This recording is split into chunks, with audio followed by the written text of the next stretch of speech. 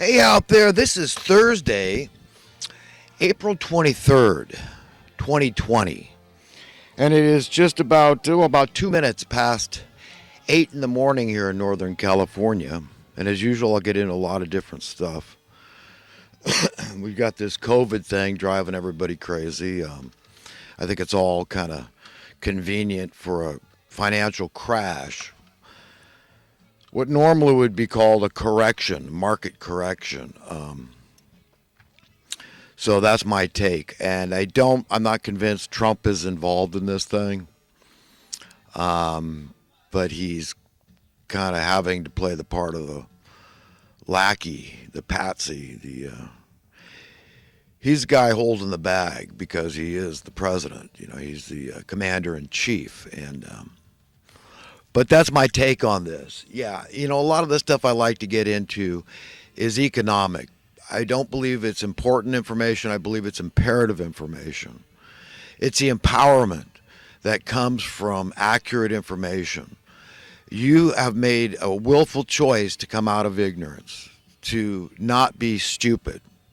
It's every man and woman's prerogative, okay, to be knowledgeable and to accept the accompanying responsibility of that knowledge.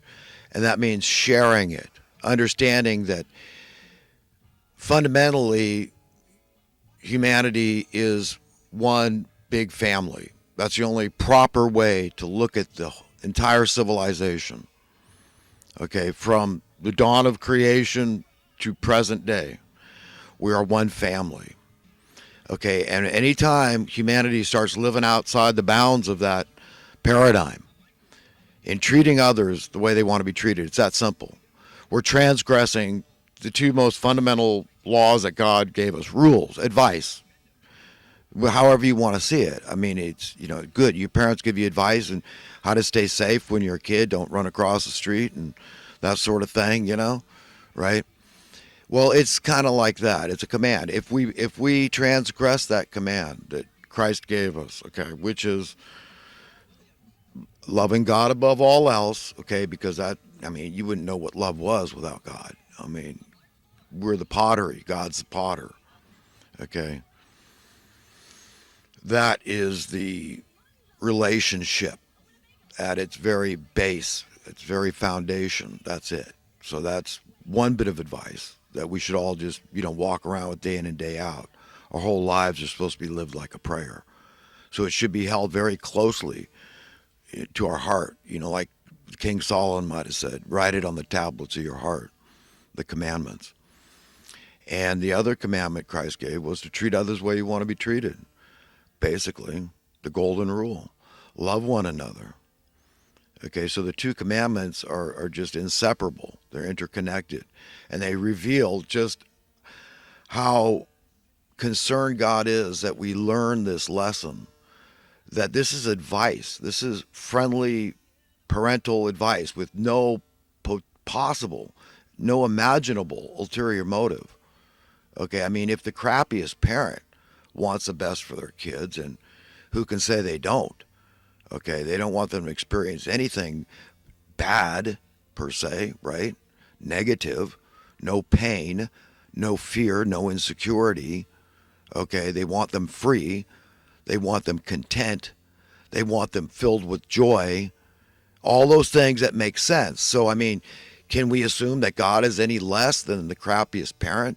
You understand? It's all very logical to understand certain fundamental truths about the nature and character of God, and how important this business of economics is in this whole big picture, to understand the power, the wanton, vast, what I call satanic power that money has over humanity. And who can say it doesn't?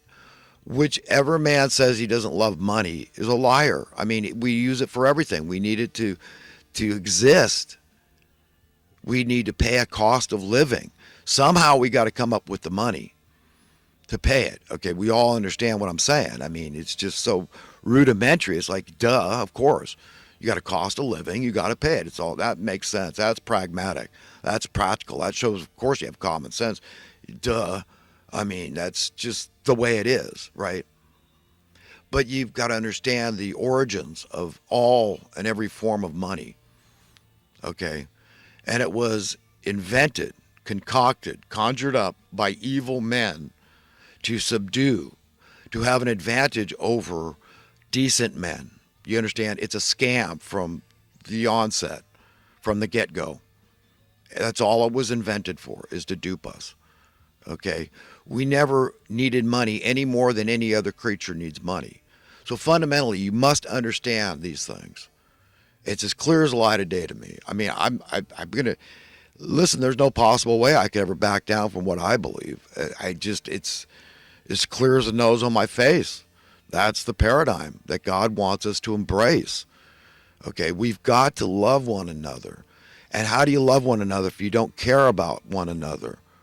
Okay, it's that fundamental. It's that simple. Okay, if we care about each other, okay, that's evidence that we love one another. We should love one another as our very selves, the way Christ loved us, as our own children, a brother, a sister, somebody you would die for in their stead, okay? And we haven't been doing that. And that's why I say God's wrath is hanging heavy over America and by extension the rest of the world. But America has to accept the lion's share of responsibility here because we are the most influential nation on earth. We've screwed it up everywhere. Okay, I mean, I still got to listen to the mainstream media. Now they're all freaked out. Oh, new housing prices, new housing purchases are down.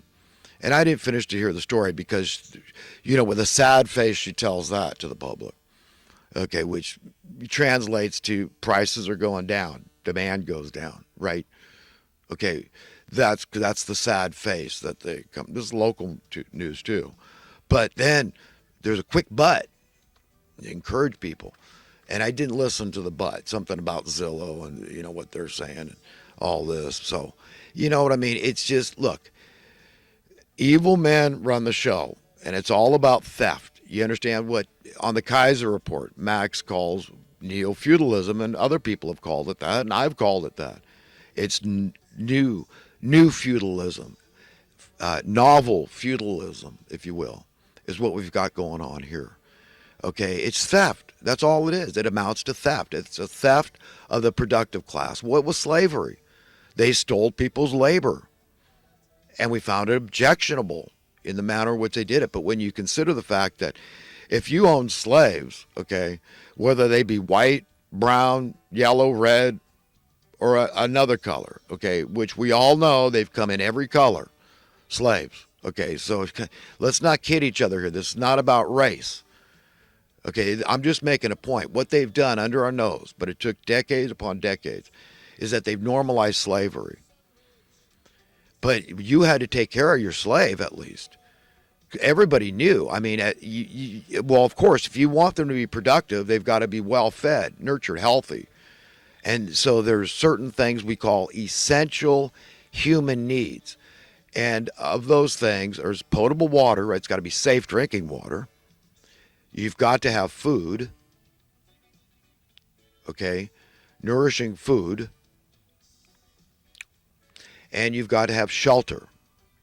The same thing every creature needs. We need it too because we are animal creatures.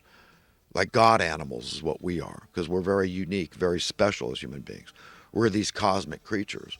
So of all the creatures to accept this paradigm where it's just oppression heaped upon oppression, theft upon theft, burden upon burden, and all going under the guise of capitalism. And they say, suggest this is just evolution. This is progress. And you've got to understand because when you delve into it a little bit, you understand, well, yes, in fact, everybody on earth could be prosperous at this point in history. What does that mean? What does that translate to? A lot of money? No, it need to have nothing to do with money, but nominal fees for stuff, access, an abundance of everything we want and need. Okay, that's all it means. So yes, at this point in history, definitely with the industrial age in full bloom, oh yeah, man, we can pump stuff out. Okay, so there's absolutely no need for any form of poverty anywhere on the face of the earth. That's a matter of fact. That's statistical. I can prove that. Okay, not with what we have. So we're all without excuse to accept this.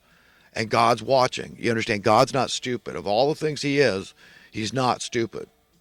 Okay, and he sees this, and his wrath is hanging heavy over America, and by extension, the rest of the world, over humanity. He's ticked off. We squandered the grace he gave us with his son Jesus, dying on the cross, paying for our sins, all that stuff. And it was the last straw. That's it. Now he's just been patient and waiting, and nobody knows when he's going to lose his cool, but that's what's going to happen. That's what's predicted, and that's what the elitists are starting to smell, that in the wind. They're starting to get, hey, we've run this game as far as we can, and we're going down, okay? But they tell us this crap about, I got digressed here, but, talking about housing costs and all this.